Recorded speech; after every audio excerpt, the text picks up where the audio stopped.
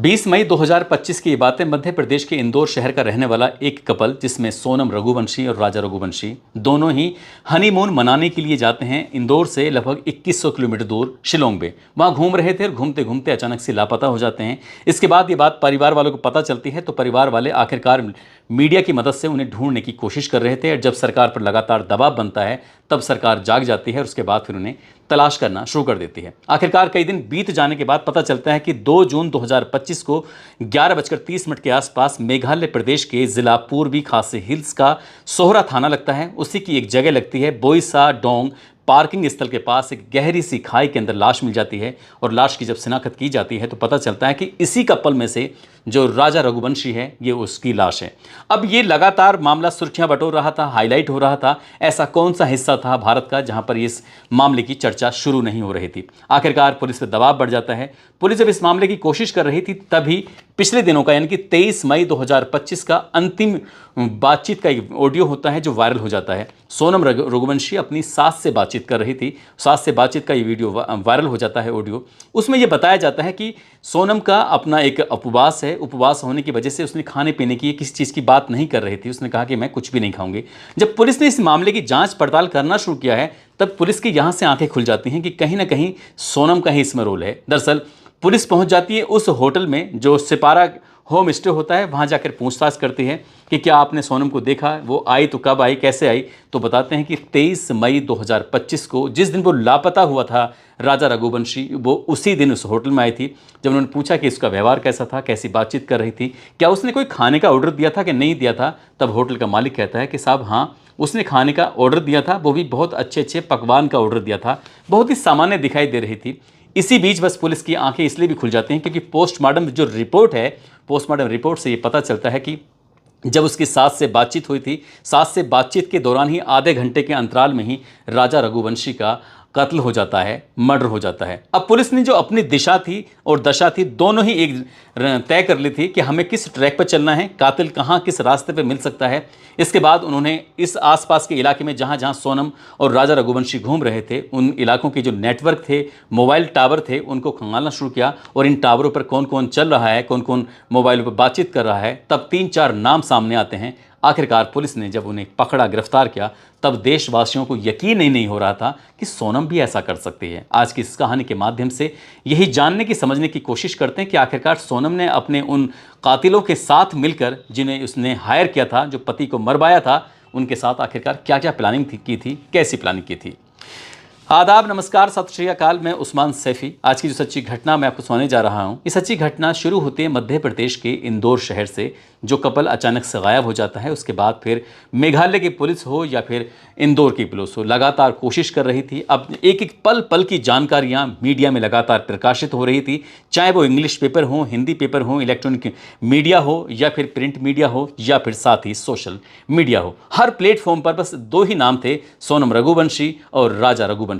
राजा रघुवंशी की तो लाश मिल चुकी थी, वो तो मर चुका था। लेकिन अब सोनम रघुवंशी की जब तलाश थी तो तलाश होते होते ही पूरी हो जाती है 17 दिन के बाद। यानी कि वो गायब होती है 23 मई को और वो मिलती है 8-9 जून 2025 की रात। उत्तर प्रदेश के जिला गाजीपुर का थाना नंदगंज लगता है, उसी का इलाका लगता है अक्षापुर। अक्षापुर में एक काशी चाय का जायका नाम से एक ढाबा होता है। दरअसल एक लड़की जिसने ब्लैक कलर के कपड़े पहने हुए थे, उसकी उम्र लगभग 25 साल के आसपास होती है। उसने काली टी शर्ट, काली जींस पहनी हुई थी और वो अचानक से ऐसे बदहवास हालत में थी, उसके बाल बिखरे हुए थे। होटल मालिक को दिखाई देती है, होटल मालिक उससे बातचीत करता है। वो होटल मालिक से कहती है कि मुझे अपना नंबर दे दीजिए, यानी कि फ़ोन दे दीजिए, मुझे अपने परिवार वालों से बातचीत करनी है। और बातचीत के दौरान ही वो रोने लगती है, अपने परिवार से बातचीत कर रही थी। इसी बीच में मौका पाते ही वो होटल का जो मालिक होता है साहिल यादव, पुलिस को फ़ोन करता है। 112 नंबर पर कॉल करते ही पुलिस वहाँ पर आती है और थोड़ी देर में वो इलाका छावनी बन जाता है। साहिल यादव भी नहीं जानता था कि वो जिससे की बात करा रहा है,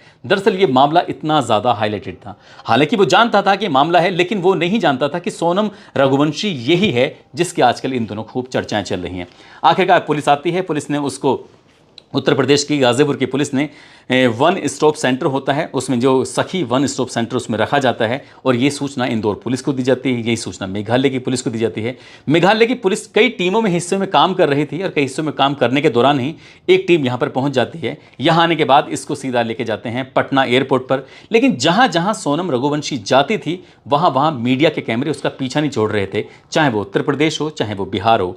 आखिरकार बिहार के पटना में जब उसको लेके जाते हैं, यहाँ से वो उसे एयरपोर्ट पर जब लेके जा रहे थे तो क्योंकि उसमें टाइम था अभी उनकी फ़्लाइट का, तो इसलिए वो पास में ही एक फुलवारी शरीफ थाना होता है वहाँ पर रख लेते हैं। तो पता चलता है कि कुछ ही देर में फुलवारी शरीफ थाना जो होता है वो सैकड़ों या उससे भी ज़्यादा संख्या में लोगों से घिर जाता है। वहाँ पर जैसे जैसे लोगों को पता चल रहा था कि सोनम रघुवंशी इसी थाने के अंदर है, तो उस थाने के आसपास परिसर में चाहे मीडिया वाले हों आम लोग हों, हर कोई एक झलक पाने के लिए सोनम रघुवंशी की यहाँ पर खड़ा हो जाता है।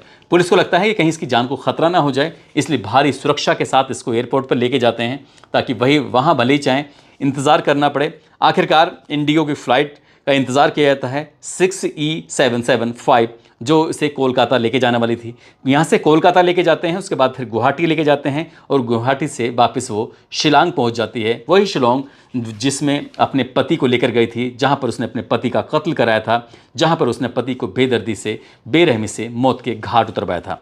दरअसल पूरे रास्ते में ये सर झुकाए हुए जाती है गूंगी की तरह। गूंगी मैंने इसलिए कहा क्योंकि भारतीय जनता पार्टी की एक सांसद हैं कंगना रनौत, जो कि बॉलीवुड की हीरोइन भी हैं, वो एक ट्वीट करते हुए कहती हैं कि ये गूंगी ही बनी रही, काश इसने अपना मुंह खोला होता, अपनी ज़ुबान खोली होती, अपने परिवार को ये कहानी बताई होती कि वो किसी से प्यार करती है तो शायद परिवार वाले मान जाते, लेकिन जिस तरह से उसने पूरे परिवार को कटघरे में लाकर खड़ा कर दिया है वो वाकई एक अभी भी गूंगी का रोल अदा कर रही है और वो पहले भी गूंगी का रोल अदा कर रही थी। इसलिए हमने भी अपनी इस कहानी में उसको गूंगी को ये संबोधित किया था।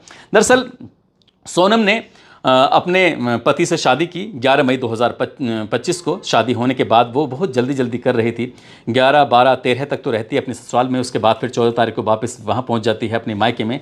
16 तारीख को उसके परिवार के कुछ लोगों को शादी समारोह में जाना था और यहीं से इसने प्लान कर लिया था कि उसको जाना है ऐसी जगह पर जहाँ पर वो अपने पति के साथ हनीमून मना सके। लेकिन वो पति के साथ हनीमून मनाने नहीं जाना चाहती थी, बल्कि पति से छुटकारा जाना चाहती थी। इसलिए उसने 20 मई को टिकट किए और 29 मई तक का ये प्लान बनाया। अपने पति को रैंडमली बताया, पति को भी इस बात की जानकारी नहीं थी, पति को भी नहीं पता था कि वो अचानक से हनीमून मनाने के लिए जाएगा। आखिरकार वो हनीमून के लिए तैयार हो जाता है। उसके बाद ये हनीमून मनाने के लिए जाते हैं। एक तरफ तो इसने अपने पति को तैयार किया, उसके लिए फ़्लाइट की टिकट तैयार की, दूसरी तरफ उसने एक जो लड़का होता है उसके माध्यम से, राज कुशवाहा के माध्यम से उसने कातिलों को हायर किया। जो कातिल होते हैं आकाश राजपूत जिसकी उम्र लगभग 23 साल के आसपास होती है, विशाल चौहान जिसकी उम्र 23 साल के आसपास होती है, आनंद कुर्मी जिसकी उम्र लगभग 21 साल के आसपास होती है। इनके ट्रेन के बाकायदा टिकट बुक कराए जाते हैं और टिकट बुक कराने में जो भूमिका है या करवाती है वो सोनम रघुवंशी खुद करवाती है। आखिरकार ये भी इसके आसपास जहाँ ये रहती है उसी के आसपास के मोहल्ले के नंदबाग के निवासी होते हैं और ये 7-8 दिन के टूर के हिसाब से निकले थे कि इनको एक टास्क दिया गया था, इनको एक जिम्मेदारी दी गई थी। जहाँ सोनम और राजा रुके हुए थे महज 1 किलोमीटर के फासले से ही इन हत्यारों का, इन कातिलों का भी होटल था, ये भी आसपास रुके हुए थे। और ये फ़ोटोशूट के बहाने 23 मई 2025 को ये कहती है कि हमें कोरसा चलना है, कोरसा में बहुत अच्छे फ़ोटो आते हैं, हमें वहाँ पर फ़ोटो खींचने हैं, सेल्फी लेनी है और वीडियोग्राफी करनी है। जो अपने पति से बातचीत करती है तो भी एक स्कूटर लेते हैं और आराम से चले जाते हैं। रास्ते में ही 3 व्यक्ति मिलते हैं, वही तीनों व्यक्ति जिसमें एक आकाश होता है, एक का नाम विशाल होता है, एक का नाम आनंद होता है। ये रास्ते मिलते हैं और ये रास्ते मिलने के बाद जान पहचान बढ़ाते हैं और जान पहचान की बात जो सामने आती है, एक गाइड जो होता है, गाइड से ही पता चलता है कि जो पहला गाइड जिसको इन्होंने रिजेक्ट कर दिया था उसी ने पुलिस की जांच में ये बताया था कि इस तरह से इस दंपति के साथ 3 अन्य थे जो कि हिंदी में बात कर रहे थे। तब पुलिस ने और भी जांच पड़ताल करना शुरू कर दिया। आखिरकार रास्ते में जब ये मिलते हैं, बातचीत करते हैं, तो यहाँ पर सोनम कुछ ऐसे एक्टिंग करती है जैसे चलते चलते वो पूरी तरह से थक चुकी है। यहाँ पर वो थोड़ा पीछे चलने लगती है और जो आकाश होता है, आकाश अपने ही वाहन से था, वो लोगों को आते जाते देख रहा था कि उन्हें कोई देख तो नहीं रहा है। इसी बीच में जो राजा रघुवंशी होता है वो आगे चल रहा है, उसके साथ 2 लड़के चल रहे हैं और दोनों के पीछे चल रही है सोनम रघुवंशी। जब थोड़ा फासला हो जाता है तभी वो ज़ोर से चीखती है, चिल्लाती है, आवाज़ लगाती है कि मार दो, इसको मार दो। यानी कि मारने की बात कहती है। जब मारने की बात कही जाती है तब कहीं ना कहीं उन लोगों को इशारा होता है। जब इशारा होता है तो इसके बाद विशाल चौहान ने सबसे पहला वार किया। उसके हाथ में एक दाव होता है। दाव एक दरांती जैसी होती है जो पेड़ों के काटने के भी काम आती है, नारियल को भी काटने के काम आती है। इसके लिए वाकई गुवाहाटी में ऑर्डर दिया था, ऑनलाइन ऑर्डर देकर दाव मंगाई गई थी। उसके बाद विशाल ने पहला वार किया, सामने से वार करता है, उसके बाद साइड से, इधर से, दाएं से वार करता है, पीछे से वार करता है। लगातार एक के बाद एक कई वार किए जाते हैं। जो उसका साथी होता है आनंद कुर्मी, वो भी एक के बाद एक कई वार करता है और वो तब तक उसको मारते हैं जब तक क्या उसकी मौत नहीं हो जाती। जो इनका तीसरा साथी होता है आकाश राजपूत, वो पैरवी कर रहा था, कहीं आसपास में कोई देख तो नहीं रहा है। सोनम को जब इत्मीनान हो जाता है कि मर चुका है, उसके बाद उसको गहरी खाई में उसको फिगवा देते हैं। वो यहाँ पर कुछ नाटकीय ढंग से अपना काम करती है। जो अपनी जैकेट थी उसको छोड़ती है, अपनी शर्ट थी उसको छोड़ती है, थोड़ा फासले से स्कूटर अलग छोड़ती है और ये करीब करीब 20 किलोमीटर का फासला होता है ताकि पुलिस को गुमराह किया जा सके, पुलिस को बेवकूफ़ बनाया जा सके। लेकिन कहते हैं कि पुलिस को ज़्यादा दिन तक बेवकूफ़ नहीं बना सकते। अगर पुलिस अपना ईमानदारी से काम कर रही है तो ज़मीन की 7 पुश्तों के अंदर से भी खुदाई करके कातिल को आराम से ढूंढ सकती है। आखिरकार जो कातिल होते हैं अपना काम करने के बाद ट्रेन पकड़ते हैं और जो ट्रेन से वो आए थे वापस अपने अपने मंजिल पर निकल जाते हैं। सोनम यहाँ से सीधा अपने होटल जाती है। वहाँ जाने के बाद हालांकि उसने अपने सास से कहा था कि मेरा जो उपवास है, उपवास का तो उसने एक बहाना बनाया था और इस सास के बातचीत करने के आधे घंटे के अंतराल में ही ये मर्डर हुआ था। अब ये कहना मुश्किल है कि ये जो बातचीत हुई थी सास से, ये मर्डर से पहले हुई थी या बातचीत हुई थी, लेकिन था आधे घंटे का अंतर और ये आधे घंटे का अंतर तय हो जाता है, पता चल जाता है पोस्टमार्टम की रिपोर्ट के आधार पर। आखिरकार यहाँ से ये शिलोंग से अपना कोई वाहन पकड़ती है। वाहन के बाद ये सीधा 25 मई को सिलीगुड़ी पहुँच जाती है। सिलीगुड़ी से इंदौर पहुँचती है और ये बताया जाता है कि राज कुशवाहा के पास जाकर उसके रूम पर रुकती है। हालांकि पुलिस अभी दावा नहीं कर रही, लेकिन मेघालय की पुलिस ने मीडिया में एक बयान दिया था और मीडिया के बयान से पता चलता है कि वापस ये इंदौर पहुँच जाती है राज कुशवाहा के पास और राज कुशवाहा के पास वहाँ पर आराम से रुकती है। और जब राज कुशवाहा या उनके पीछे या इधर जो मेघालय की पुलिस अपना काम कर रही थी, जो लगातार सर्विलांस की मदद ले रही थी टावरों पे, उन इलाकों में जहाँ जहाँ ये राजा और सोनम गए हुए थे, कौन कौन से और नंबर चल रहे थे, तब 2-3 नाम सामने आते हैं। आकाश, विशाल और आनंद कुर्मी का नाम आता है। इसके बाद इनसे ये पता चलता है कि सोनम की बहुत सारी बातें चल रही हैं। सोनम पल पल की अपनी लोकेशन शेयर कर रही थी और ऐसे करते करते सोनम की जो बहुत सारी बातें हो रही थी वो राज कुशवाहा से भी बातें चल रही थी। आखिरकार पुलिस ने उसको तलाश करने की कोशिश की। इधर तो ये 8 और 9 जून 2025 की रात को तीनों चारों आरोपी पकड़े जाते हैं। इधर जो कि ये सोनम रघुवंशी होती है, वो ड्राइवर की मदद से बनारस पहुंचती है और बनारस से गाजीपुर पहुंचती है, लेकिन आखिरकार ये पकड़ी जाती है। लेकिन जब पकड़ी जाती है तो उसके बाद फिर एक नाम सामने आ रहा था लगातार, जो था राज कुशवाहा। राज कुशवाहा के बारे में अगर हम बातचीत करें तो राज कुशवाहा वैसे तो उत्तर प्रदेश के कानपुर के गांव लगता है रामपुर, वहाँ का मूल निवासी होता है। लगभग 10 साल पहले वो कानपुर से सीधे पहुँच जाते हैं इंदौर अपने पिता के साथ। पिता राम नज़र सिंह, जो कि 11 मई साल 2020 की बात है, उन्हें ब्रेन ट्यूमर हो जाता है और ब्रेन ट्यूमर में इनकी मौत हो जाती है। इनके 3 बच्चे होते हैं, 2 बेटियां, 1 बेटा जिसका नाम राज कुशवाहा होता है। परिवार की स्थिति इतनी ख़राब बताई जाती है कि आसपास के लोगों ने चंदा इकट्ठा किया और कोरोना काल के अंदर चंदा इकट्ठा करने के दौरान ही उनके शव का अंतिम संस्कार किया था। अब फिलहाल परिवार में 2 बहनें, 1 भाई और 1 माँ है। माँ यानी कि चुन्नी बाई और 2 बहनें। जब मीडिया वाले इनके पास पहुंचते हैं तो मीडिया वालों की जब ये बयान देती हैं तो यकीन नहीं हो रहा था कि राज कुशवाहा ऐसा कर सकता है, क्योंकि बार बार एक ही बात चल रही थी। शुभम पैलेस की कॉलोनी में रहने वाला ये परिवार वो बार बार एक ही बात कह रहा है कि ये तो सोनम रघुवंशी को दीदी कह के बुलाया करता था। यही नहीं, जब ये इसने कुछ साल पहले तक तो इसने कपड़े की मार्केट में काम किया। उसके बाद ये लगभग 2 या ढाई साल के आसपास ये सोनम रघुवंशी की अपनी प्लाईवुड की फैक्ट्री होती है, कंपनी होती है, वो उसमें 2-2.5 साल से लगातार काम कर रहा था। और काम करने के दौरान ही ऐसा मीडिया दावा कर रही है, ऐसा बताया जा रहा है कि राज कुशवाहा से ही उसकी नज़दीकियाँ बढ़ जाती हैं, दोस्ती हो जाती है, प्यार हो जाता है। जबकि इस लड़की की उम्र में और इस लड़के की उम्र में 5 साल का सीधे सीधा अंतर होता है। फिर भी लेकिन पब्लिक की नज़र में, चाहे वो शिवानी जो कि इसकी सोनम रघुवंशी की सहेली है, वो साफ साफ कहती है कि वो सोनम रघुवंशी से तो सीधे सीधे वो राखी बनवाने के लिए जाया करती थी, राखी खुद बांधती थी, सब कुछ ऐसे ही चल रहा था इनके बीच में। लेकिन वो दीदी कह के बुलाया करता था। इनमें प्यार हो सकता है, उसे यकीन नहीं होता। ठीक राज कुशवाहा का जो फ्रेंड होता है वो जिसका नाम राहुल होता है, राहुल भी यही बात कर रहा है कि ये इसे दीदी कह के बुलाते हैं। यदि राज कुशवाहा सोनम रघुवंशी का भाई है, ये मुंह बोला भाई है, तो फिर वो कौन है जिसके लिए उसने अपने पति का कत्ल कराया। जब इस मामले में जांच पड़ताल करने की कोशिश की, मीडिया रिपोर्ट खंगालने की कोशिश की, पुलिस ने देखने की कोशिश की, तो ये पता चलता है कि इसने ये कहा था कि मैं विधवा बन के रह लूँगी या विधवा बन के किसी से भी दूसरे से शादी कर लूँगी।